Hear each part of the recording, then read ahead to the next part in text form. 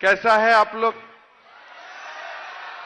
ढेकियाजुली आके अच्छा लगा है कि बुरा लगा है? अच्छा लगा है 100%। चलिए, डांस बहुत अच्छा हुआ। हाँ, डांस करने वाला बच्चा लोग कहाँ गया? चलो, बहुत बढ़िया हुआ था। अभी और करना चाहते हो? ठीक है, तुरंत बाद मैं पहले बोलो कि पहले डांस होगा? यहां करके डांस यहां करो, आगे करो। हाँ। अरे दरवाजा खोलो यार, कौन लोग? अशोक दा, चलो सामने आ जाओ, मैं दो सब बोल लेता हूं, उसका बाद मैं थोड़ा असमी और हिंदी मिक्स करके बोलता हूं। हाँ, हमारे बीच में उपस्थित हमारे मंत्री जी श्री अशोक सिंघाल जी, बिहार से आए हुए बिहार के एक्स डेप्यूटी सीएम और हमारे बड़ा भाई तारकिशोर प्रसाद जी, झारखंड से आए हुए हमारे सम्मानीय विधायक मनीष जायसवाल जी, यूपी से आए हुए हमारे बहन अनुपमा जायसवाल जी, जिसका भाषण सब लोगों को अच्छा लगा, हमारे बिहार से आए हुए विधायक पवन जायसवाल जी, यूपी से आए हुए हमारे विधायक रमेश जायसवाल जी, हमारे बरसला कॉन्स्टिट्यूएंसी की विधायक गणेश लिंबू जी, रांगापाड़ा कॉन्स्टिट्यूएंसी की विधायक कृष्ण कमल ताती जी, लखीमपुर से आए हुए हमारे सम्मानीय विधायक मानव डेका जी, कलुआर समाज की अध्यक्ष संतोष जायसवाल जी, शिवाजी प्रसाद जायसवाल जी, श्री राम मनोहर जायसवाल जी, रामविलास जायसवाल जी, राम सरोवर चौधरी जी, सियाराम चौधरी जी, भाइयों बहनों और पिता और माताओं, सबसे पहले मैं आप लोगों को नया साल का मुबारकबाद देता हूं। Happy new year. आप लोग को बहुत बहुत, आप लोग का जीवन बहुत ही शांति हो, विकास हो जीवन में, हर घर में लक्ष्मी जी आए, सरस्वती आए, इसका मैं शुभकामना देता हूं। हमारे कलुआर समाज का ये जो अधिवेशन है, ये ढेकियाजुली में हुआ है और हम सब जानते हो कि ढेकियाजुली एक हमारे लिए बहुत बड़ा तीर्थ है। ढेकियाजुली में लोगों ने, हमारे शहीदों ने जीवन दिया था देश मातृ के लिए।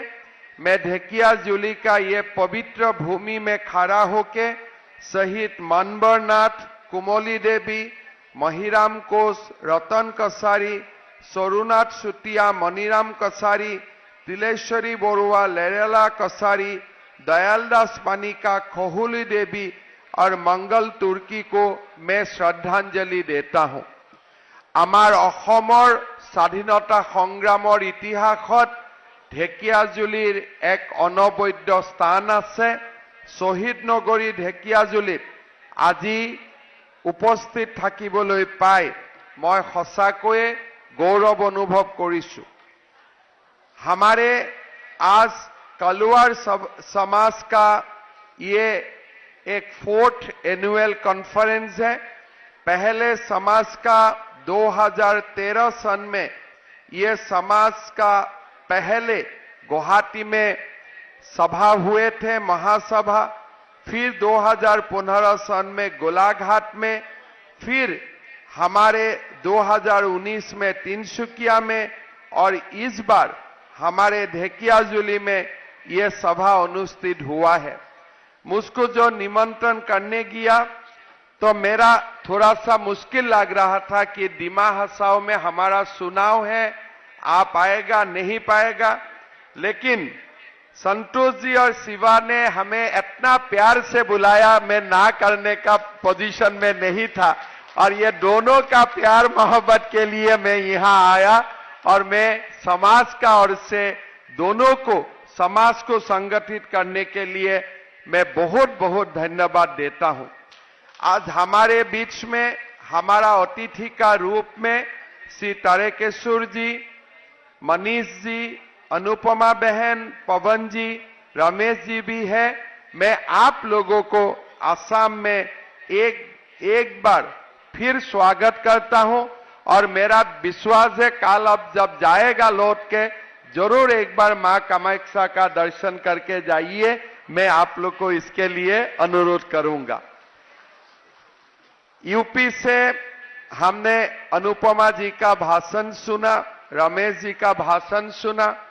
असम का सबसे जो बड़ा संत है, महापुरुष है, महापुरुष श्रीमंत शंकरदेव का जो फोरफादर थे वो भी यूपी से ही आए हुए थे। तो यूपी और असम का हमेशा ही एक बहुत बड़ा ऐतिहासिक संबंध रहा है और खास करके जब से बीजेपी का शासन हुआ, मोदी जी का शासन हुआ, अभी तो हम स्टेट का बारे में जितना सोचता हूं साथ में पूरा भारत का बारे में सोचता हूं, विश्व का बारे में सोचता हूं। किस लिए भारत को ही विश्व को नेतृत्व देना है, यह अभी पक्का हो गया और यह कंफर्म हो चुका है। आज हम सब जानते हो कलवार समाज का ये सभा है। कलवार समाज का एक बहुत बड़ा इतिहास है। मुझको बताया गया है कि कंबोडिया का जो अंकोरवाट टेम्पल है, जो हिंदू का सबसे बड़ा टेम्पल है, वो भी कलवार समाज का ही कंट्रीब्यूशन से बनाया गया था। कलवार समाज से हमारा देश को बहुत विभूति का देश को दिया है। हमारे दक्षिण भारत की ब्रह्मश्री नारायण गुरु, मध्य प्रदेश की राय बहादुर डॉक्टर हीरालाल राय, डॉक्टर काशी प्रसाद जायसवाल, हमारे देश का बहुत बड़ा विज्ञानी doctor Meghnath Saha, mathematician doctor Gorakh Prasad Jaiswal, Andhra Pradesh का शिवाजी नाम से ख्यात Mahavir Papannagoud, Padmashri doctor Kapila Dev Dwivedi, Bharat Ratna K Kamaraj Nadar, cycle से विश्व को पूरा भ्रमण किया मिश्रीलाल जायसवाल जी, हमारे असम की पंडित रामचंद्र जायसवाल जी, असम का ही चंद्रकाल जायसवाल जी, पंजाब की सेनापति जसर सिंह आहूलियाला जैसा बहुत देश का विभूति को कलवार समाज ने उपहार दिया है। और मैं मानता हूं कि कलवार समाज को देश के लिए जो अवदान है, ये जो कंट्रीब्यूशन है, ये हमेशा स्वर्णिम अक्षरों से लिखा जाएगा, ये मैं विश्वास करता हूं। भाइयों और बहनों, मैं असम का संदर्भ में थोड़ा सा बात बताना चाहता हूं। हमारा असम में ऐसा एक सिचुएशन रहा, उसका कारण देश का बाहर में हमेशा एक शंका होते हैं कि हमारा देश में जो असम में बसा हुआ हिंदी भाषी लोग हैं, हमारा असम में बसे हुए जो उत्तर भारत से आए हुए लोग हैं, उनका स्थिति कैसा है। हम मानता हूं असम में एक सिचुएशन हो गया था, जो सिचुएशन में लोगों का वो शंका होना एकदम मेरा हिसाब से जस्टिफाइड था। लेकिन आज हमारा असम ऐसा नहीं रहा है। आज असम बदल गया है और असम आगे भी बदलते रहेगा। आज मैं विश्वास का साथ बोल सकता हूं कि आज असम में हमारा कोई असमिया भाषी, हिंदी भाषी, ये सब शब्द अभी नहीं रह गया है। अभी हम सब लोग असमिया हैं, सब लोग भारतीय हैं। यही हमारा गौरव गाथा है। मैं ठीक बोला हूं कि नहीं बोला हूं? पक्का है ना? अभी कोई लोग रात 2 बजे भी रास्ता में जाए, 12 बजे में भी रास्ता में आए, कोई भी व्यापार करे, कोई भी उत्सव मनाए, कोई कुछ बाधा नहीं है, कोई कुछ प्रतिकूलता नहीं है। हम लोग अपना एक गौरव का साथ असम में सब जीता हूं। असमिया बोल के मैं जितना गौरव का साथ जीता हूं, इतना ही हमारा असम का हिंदी भाषियों को भी इतना ही गौरव का साथ जीतने का अधिकार है। मैं ये विश्वास करता हूं और ये विश्वास को तंदुरुस्त करने के लिए, ये विश्वास को शक्तिशाली करने के लिए हम लोग मेहनत कर रहा हूं और आगे भी हम लोग मेहनत करते रहेंगे। मैं आप लोग को निवेदन करूंगा, आप लोग असम का विकास के लिए हमेशा कंट्रीब्यूट करते रहिए, हमारा भारत को विकास के लिए कंट्रीब्यूट करते रहिए और हमारा हिंदू समाज को सुसंगठित करने के लिए आप लोग काम करते रहिए। मैं आप लोग को यह निवेदन करूंगा। भाई और बहनों, आप लोग सब जानते हैं कि प्रधानमंत्री मोदी जी का नेतृत्व में अभी हम एक नया भारत का ओर आगे बढ़ रहा हूं। हमारा यूपी से हमारे अतिथि लोग यहां उपस्थित है। अगर 2014 का पहले हम लोग एक दिन के लिए भी चले जाए, थोड़ा टाइम मशीन में हम लोग 2013 सन में पहुंच जाए, 2012 सन में पहुंच जाए, क्या किसी का भी मन में विश्वास था कि अयोध्या में राम मंदिर का प्रतिष्ठा होगा? किसी का दूर से भी सोच सकता था कि भगवान राम दोबारा अयोध्या में विराजमान होगा? लेकिन आज प्रधानमंत्री नरेंद्र मोदी जी का नेतृत्व का कारण हमारा 500 साल का गुलामी खत्म होने जा रहा है और 22 जनवरी रामलला का प्रतिष्ठा होने जा रहा है। मैं असम का सारे लोगों को निमंत्रण करूंगा कि जब भी हमारा समय मिले, हमारा एक बार सब लोग रामलला का दर्शन करना है। रामलला तो हमारा दिल में रहता है, लेकिन रामलला का मंदिर का एक बहुत बड़ा हमारा अहंकार है। कारण 500 साल का बाबर का गुलामी खत्म करते हुए हमारा रामलला दोबारा प्रतिष्ठा होगा। रामलला का मंदिर हर हिंदू का अहंकार है, हर हिंदू का तपोभूमि है, हर भारतीय का अहंकार है, हर भारतीय का तपोभूमि है। तो इसलिए मैं आप लोगों को निवेदन करूंगा कि 22 जनवरी का बाद जब भी समय मिलते हैं, जैसे मैं सारे लोगों को बोला कि गुवाहाटी आए हुए तो एक बार मां कामाख्या का दर्शन करके जाइए, और ऐसे ही हमें यूपी में भी जाना है और रामलला का दर्शन भी करना है, बाबा विश्वनाथ का दर्शन भी करना है, और इसी रूप से हम एक नया भारत भी बनाना है।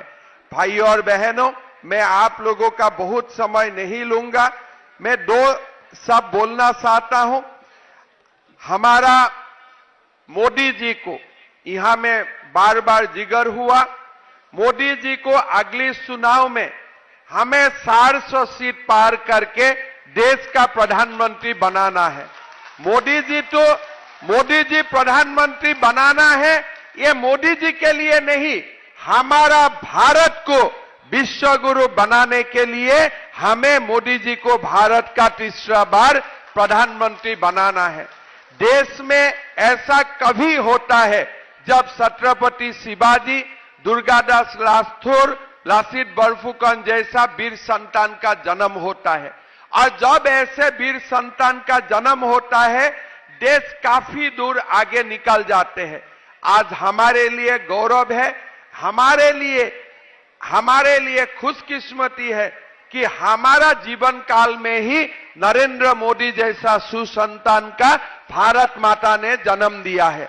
और नरेंद्र मोदी जी का नेतृत्व में अगर हमारा देश और 10 साल चले, मैं तो मिनिमम बोल रहा हूं, भगवान और लंबा आयु दे और लंबा आगे खींचे, लेकिन अगर 10 साल प्रधानमंत्री मोदी जी भारत को नेतृत्व देते हैं, मैं विश्वास करता हूं कि अमेरिका और चीन भी भारत से पीछे निकल जाएगा, हम उससे भी आगे निकल जाएगा, ये मैं विश्वास करता हूं। भाई और बहनों, आप लोग सब लोगों ने देखा है कि मोदी जी का आशीर्वाद से असम में कितना विकास हुआ। कौन सोचता था कि असम का बोरो भूमि कभी एक शांति का भूमि बन जाएगा?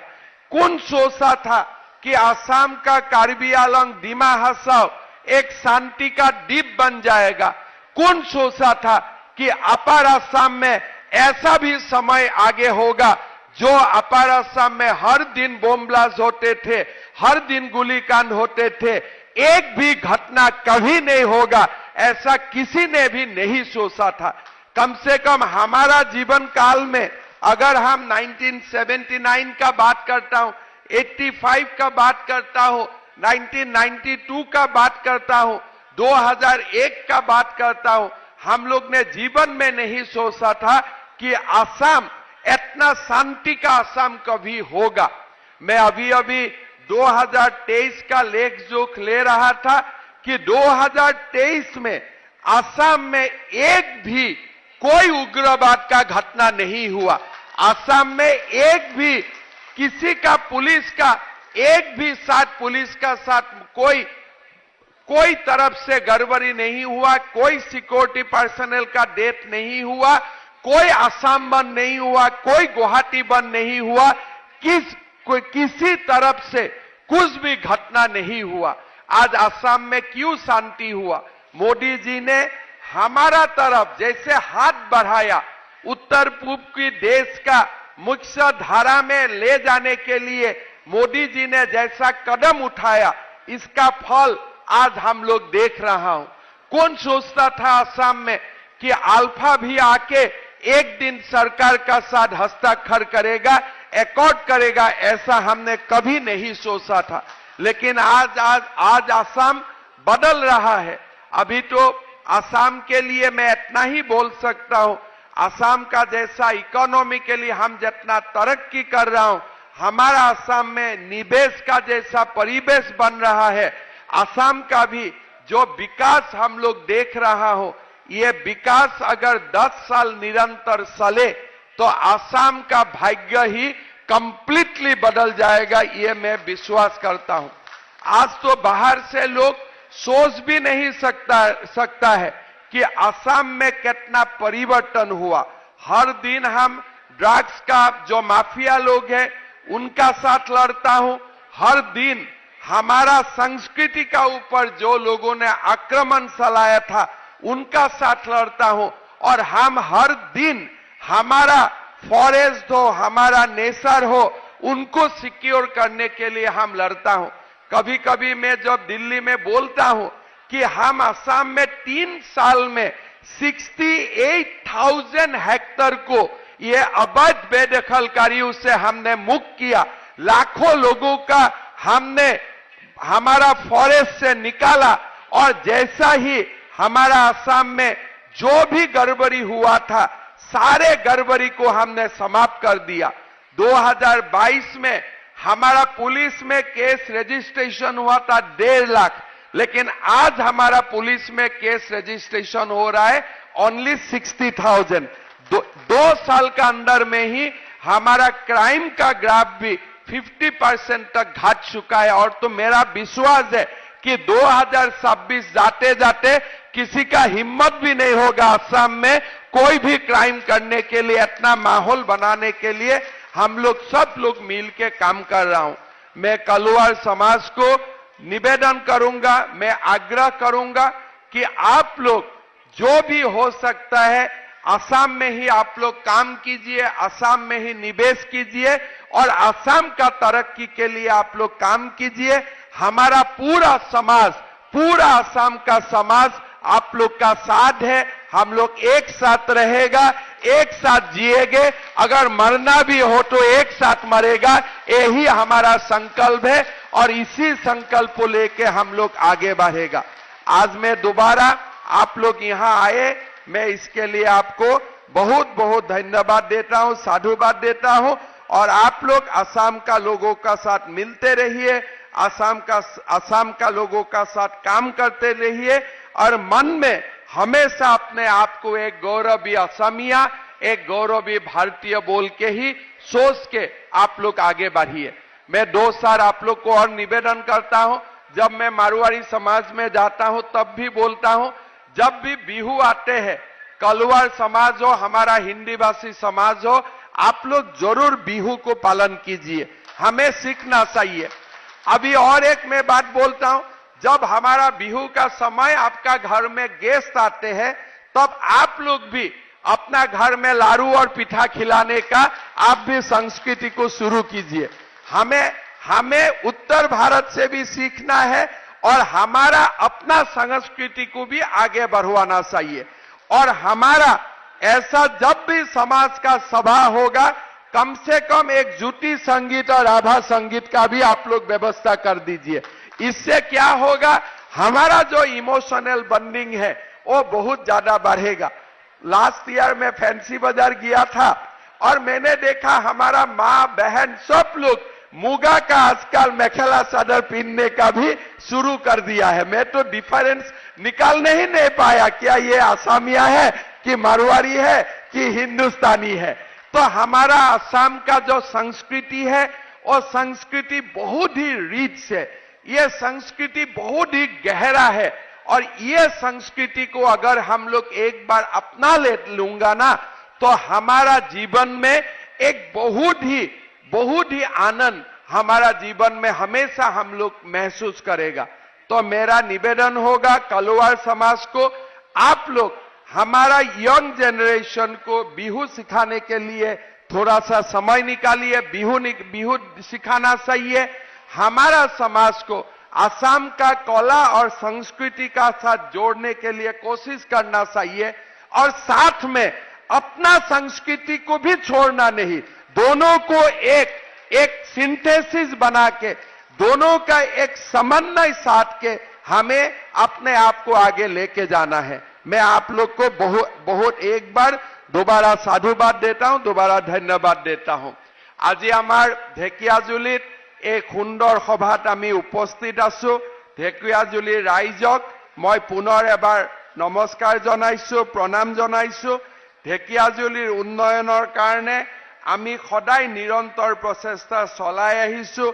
আমাৰ মন্ত্ৰী অশোক সিংহাল ডাঙৰীয়াৰ নেতৃত্বত আজি ঢেকিয়াজুলি অসমৰ ভিতৰতে এটা সুন্দৰ সমষ্টিলৈ ৰূপান্তৰ হৈছে।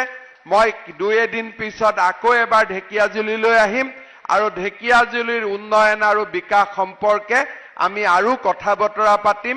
মই পুনৰবাৰ ঢেকিয়াজুলিবাসী ৰাইজক 2024 নৱবৰ্ষৰ বহুত শুভেচ্ছা জনাইছো। মই সকলোকে মোৰ প্ৰণাম জনালো আৰু সকলোৰে জীৱন সুখ শান্তি আৰু সমৃদ্ধিৰে উপচি পৰক তাকে কামনা কৰি মই মোৰ চমু বক্তব্যৰ সামৰণি মাৰিছো। ধন্যবাদ। জয় হিন্দ, বন্দে মাতৰম।